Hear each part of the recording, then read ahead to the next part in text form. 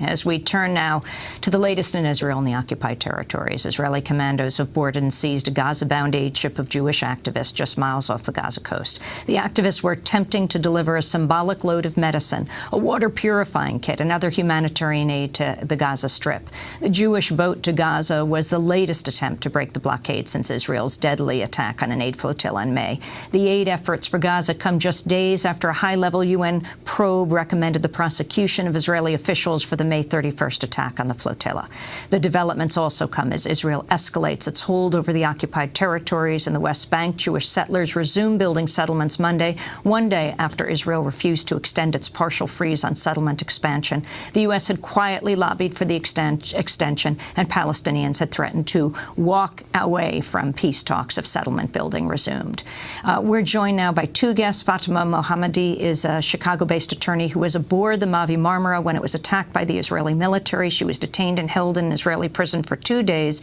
She's joining us from Kansas City, Missouri. In that attack, 9 of the passengers on board the Mavi Marmara were killed, among them a U.S. citizen. And here in New York, we're joined by Gideon Levy. He's an Israeli journalist and author who's written about life in the occupied Palestinian territories for the Israeli daily Haaretz for nearly 3 decades. His latest book is called The Punishment of Gaza. I want to turn first to Fatima.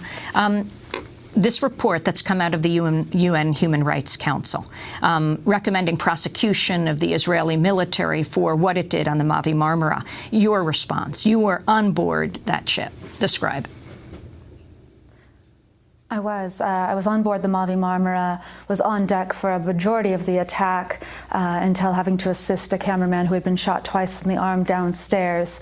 The report did a very accurate job at describing not only the injuries to the people on board, as well as those who were eventually who were killed either on the ship or later died from their injuries, but also the political and humanitarian situation both around Gaza and as well as with the activists that were attempting to break the siege of Gaza. I thought that the Human Rights Council report did a very good job, especially at pointing out the various international laws that Israel was in violation of in their attack, as well as pointing out the larger scope of things, which is the illegality of the siege on Gaza. Israel still says that the attack was self-defense and considers the Turkish charity group which led the flotilla to be terrorists linked to Hamas. Fatima Mohammadi. IHH was never called a terrorist organization until after the Israeli attack on the flotilla. Prior to that, they have worked for nearly a decade in 120 different countries, doing nothing but very commendable work across the board in many conflict and crisis areas. IHH is absolutely the farthest thing from a terrorist organization. But of course, anything that is related to assisting the Palestinians, not just in their liberation, but also just in their very basic survival, is labeled as terrorism. And that is a central problem with the humanitarian aspect of the Palestinian situation, especially that of Gaza. Additionally, Israel's insistence on believing only their side of the story and showing only video and footage from midway through the attack, when all of us on board the ship, including the Human Rights Report, which verified that all of the activists and the humanitarian workers that were on board consistently said that the attack started about 30 minutes before the soldiers even boarded the ship, with gunfire from the Zodiac rafts that surrounded us from about 4 o'clock in the morning on.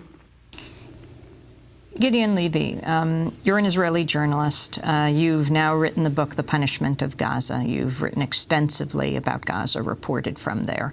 The Israeli government says there's no siege of Gaza. So these Jewish activists, for example, who have just been detained, attempting, like Fatima did on the Mavi Marmara, to break the siege, they say it's a myth, it's a misnomer. Yeah, the Israeli propaganda can invent a whole world of itself, you know.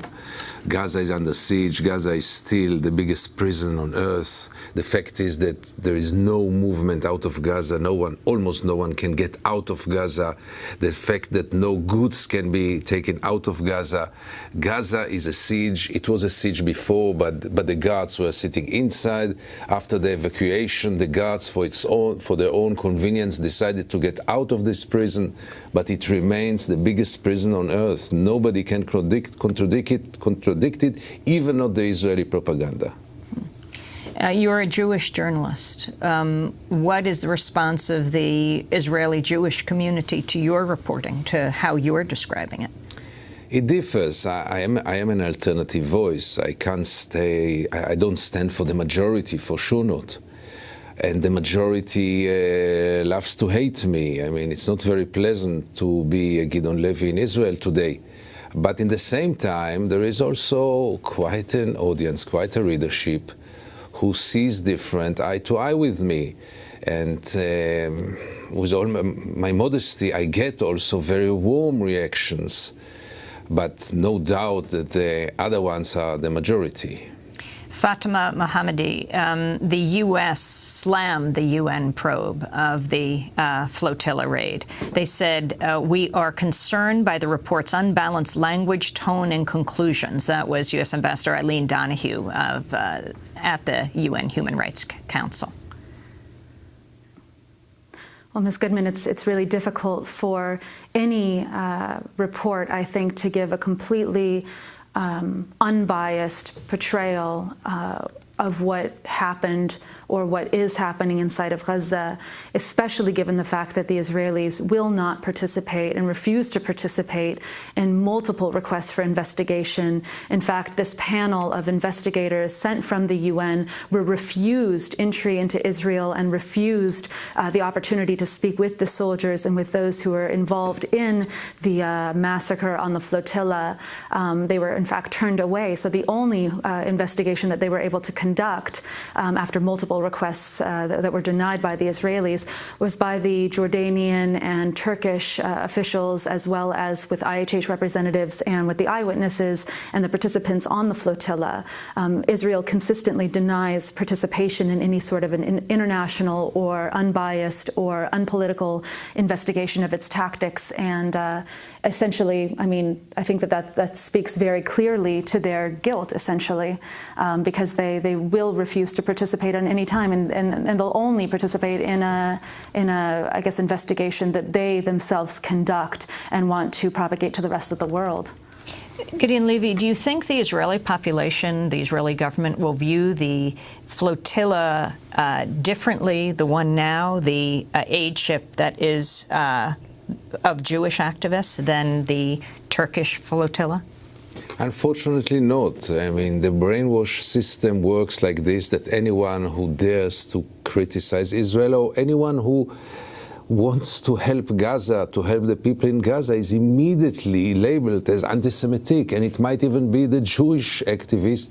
They will be, I mean, there are a few Israelis on this boat. They are traitors.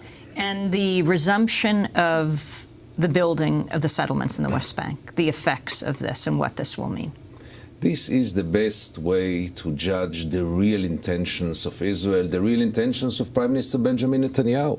On one hand, this talks about two-state solution, and as we knew from the beginning, totally empty, because he's not ready for the most minimal step, which is required, you know, just to start some kind of talks, just to demonstrate some kind of goodwill. And even this is too much for Israel and too much for the current government. So the expectations, which were low in any case, should be now even lower.